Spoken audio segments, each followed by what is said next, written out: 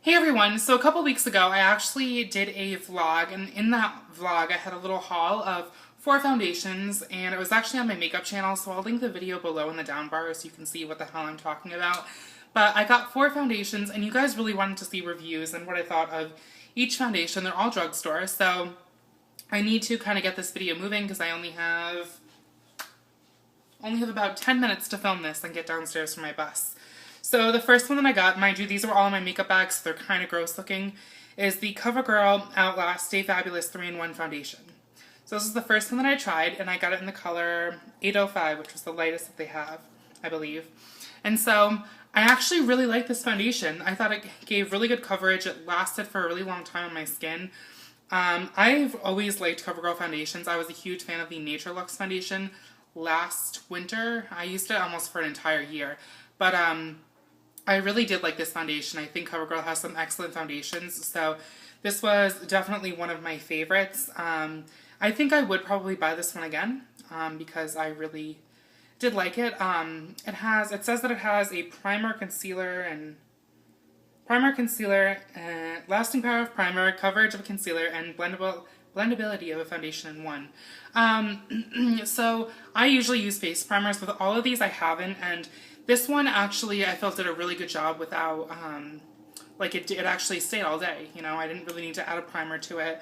So I think that it did a pretty good job. Now I'm comparing all of these to my MAC Studio Fix Fluid Foundation plus the primer that I use. So that's like the holy grail. That's like what my skin loves. That's what I love. So I think this was definitely comparable. I would give it probably an A- for this one. I guess we're doing grades now. The second foundation I tried is, actually I want to leave this one for last because that's my favorite.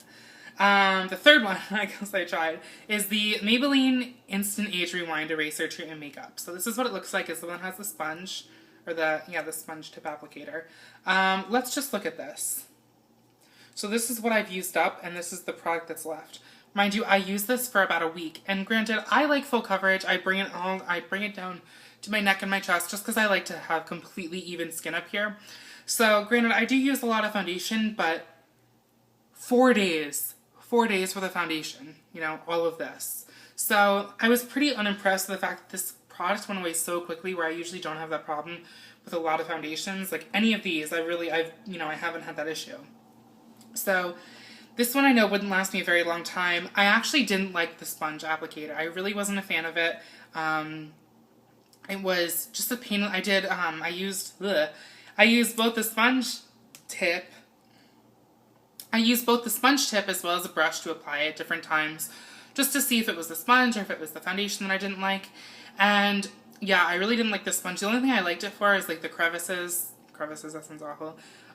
Like the smaller parts, the nooks and crannies of your face. So that would be like under my eyes and stuff, because I do my eye makeup first, just so I can clean anything up off my face before I put on foundation. So I really like this to actually get underneath the eye, and even like around the nose and stuff, and around the eyebrows.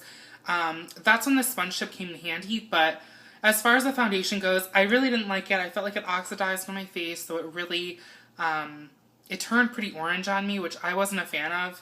And I just really didn't like this foundation. I don't know if some of you guys might like it. I know Makeup by Tiffany D really likes it. I personally wasn't a fan of this one, so I don't think I'll be repurchasing this. I'll probably give it a C. The fourth foundation I tried, which I actually have tried before, is the Revlon Photoready, and this is in the shade number 1 Ivory. By the way, the Maybelline one that I got is in 120 Creamy Ivory, just so you guys know. So yeah, the Revlon Photoready. I've used this before. I do like it. It lasts on my skin really well, and the only thing that I have an issue with this foundation is that it takes a little while to blend into the skin and really make it look like flawless, and so that's the only thing that I have an issue with. It takes a little bit longer to actually just to like look as good. So if you don't want to put in the work, or if you're really rushing in the morning, you might not like this. I mean, it's a small thing. It really isn't that big of a deal because I can still get like any of these foundations to look like MAC. So yeah, this one I think was pretty good. I would definitely probably repurchase this. I'd probably give it a B+. Give it a B+. Okay, and my last foundation is by far it was my favorite, and that is the Covergirl and Olay Tone Rehab 2-in-1 Foundation. So this is the one that I think Ellen DeGeneres does the commercials for. And it's 110 Classic Ivory, and this is how much I've used. Mind you, actually that much. So like a little less than half the bottle. I've actually been using this foundation for about 2 weeks now, so I do think that there is enough in here. Also, another thing I really noticed that I really enjoyed about this product is you don't need a lot. Like, it comes out, and it comes out kind of like a mousse, not a mousse, oh, that's awful. It's like thicker than a mousse, but it doesn't feel like a liquid foundation. So, it's, I don't know, I don't want to squeeze it out either because I really like it and I need to go buy more. But I don't know. Anyway, so I used a lot less product. So normally, like, I'll be honest, like something like this, like the photoready, I would use like, I don't know, maybe like 6 or 7 pumps to do my face and my neck. This I use 5 and it gets down my face, my neck, and my chest. So I definitely use a lot less of this. Also, the smell of this is really nice. I've never had a foundation where I actually enjoy the smell of, or it makes me want to put it on.